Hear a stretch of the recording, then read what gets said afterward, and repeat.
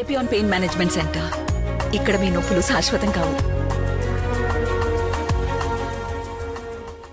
నమస్కారం అండి, నేను doctor Sudhakar, senior consultant and interventional pain physician from Epione pain management centre. ఇవాళ స్టీరాయిడ్స్ గురించి మాట్లాడుకుందాం.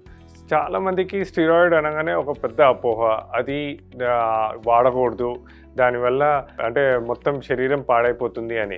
బట్ ఫస్ట్ థింగ్ మనం దాని గురించి తెలుసుకోవాలండి. అసలు స్టీరాయిడ్ అనేది జనరల్గా ప్రతి మనిషి శరీరంలో ఒక మోతాదులో ఉంటుందండి. ప్రతి మనిషి శరీరంలో అది ఎవ్రీడే ప్రొడ్యూస్ అవుతుంటుందండి. ఆ స్టీరాయిడ్ ప్రొడ్యూస్ చేసే గ్లాండ్స్ రెగ్యులర్గా ఆ స్టీరాయిడ్స్ సెక్రీట్ చేయడం వల్ల మన రొటీన్ యాక్టివిటీస్ అనేవి మనం నార్మల్గా చేసుకుంటాం. మనము లైఫ్ ఉన్నంత రోజులు స్టీరాయిడ్స్ అనేది మనకి అందరికీ అవసరమే అండి. అయితే కొన్ని కండిషన్స్లో ఏమవుతుందంటే బాడీ ఇమ్యూన్ సిస్టమ్ ఓవర్ యాక్టివ్గా ఉన్నా ఆర్ ఇన్ఫ్లమేటరీ కండిషన్స్ ఉన్నప్పుడు ఈ స్టీరాయిడ్ వాడకం, ఆర్టిఫిషియల్గా స్టీరాయిడ్ ఇవ్వటం అవసరం పడుతుంది.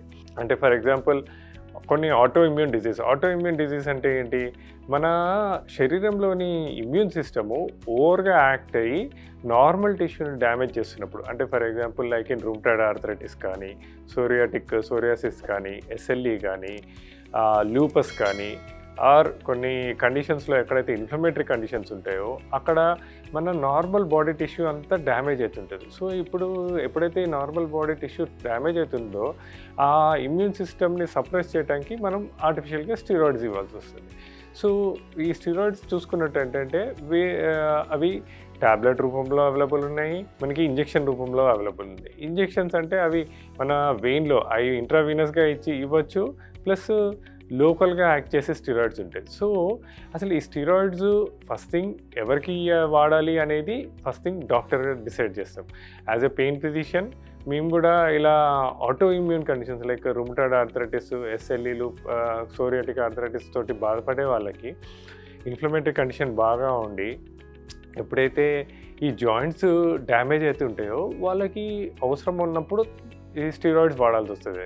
సో ఈ స్టీరాయిడ్స్ సైడ్ ఎఫెక్ట్స్ ఎప్పుడు వస్తాయి, ఎప్పుడైతే మేము ప్రిస్క్రైబ్ చేసిన దానికంటే ఎక్కువ మోతాదులో స్టీరాయిడ్స్ తీసుకున్నా, ఆర్ కొంతమంది ఏం చేస్తారంటే ఆ స్టీరాయిడ్స్ వల్ల కొద్దిగా చాలా బెటర్ అనిపించింది అని చెప్పి ఫాలో అప్ రాకుండా కంటిన్యూస్గా వాళ్ళంతటా వాళ్ళే కొనుక్కొని చాలా కాలం పాటు ఈ స్టీరాయిడ్స్ వాడేస్తుంటారు. అలాంటప్పుడు ఈ స్టీరాయిడ్స్ సైడ్ ఎఫెక్ట్స్ రావడం మొదలుపడుతుంది.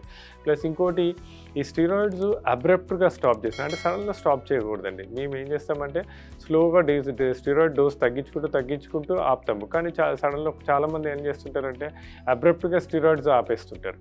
ప్లస్ ఇంకోటి, చాలామంది వస్తారు, వాళ్ళకి ఆ భయాలతో వస్తారు, సార్ మీరు స్టీరాయిడ్ ఇస్తారా, మీరు ఎట్లా ఇన్ఫ్లమేటరీ కండిషన్కి స్టీరాయిడ్ ఏ ఆప్షనా అంటారు.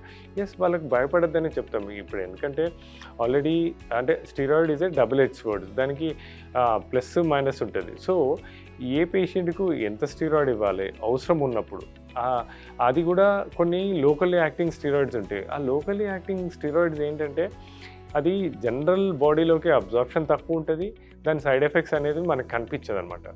సో అవసరం ఉన్నప్పుడు ఇలా ఆటో ఇమ్యూన్ డిజీజెస్తో బాధపడే వాళ్ళకి ఎక్కడైతే ఇన్ఫ్లమేటరీ కండిషన్ చాలా ఎక్కువగా ఉండి బాడీ నార్మల్ టిష్యూ డ్యామేజ్ అవుతుంటుంది అనుకోండి, అక్కడ మనము తప్పదు స్టీరాయిడ్స్ యూజ్ చేయాల్సి వస్తుంది. సో స్టీరాయిడ్స్ అనగానే భయపడాల్సిన అవసరం లేదు. అది డాక్టర్ చెప్పిన డోసు లోపల డాక్టర్ చెప్పినట్టుగా ఎన్ని రోజులు వాడాలి, ఎంతకాలం వాడాలి, ప్లస్ కొంతమందికి జస్ట్ కొన్ని ఇమేజ్ గైడెడ్గా సింగిల్ ఇంజెక్షన్ సరిపోతుందండి. సో అలాంటి ఇమేజ్ గైడెడ్ సింగిల్ ఇంజెక్షన్స్ ఇచ్చినప్పుడు దానికి సైడ్ ఎఫెక్ట్స్ వచ్చే తావు ఉండదు. సో స్టీరాయిడ్ అనగానే భయపడాల్సిన అవసరం లేదు. Thank you.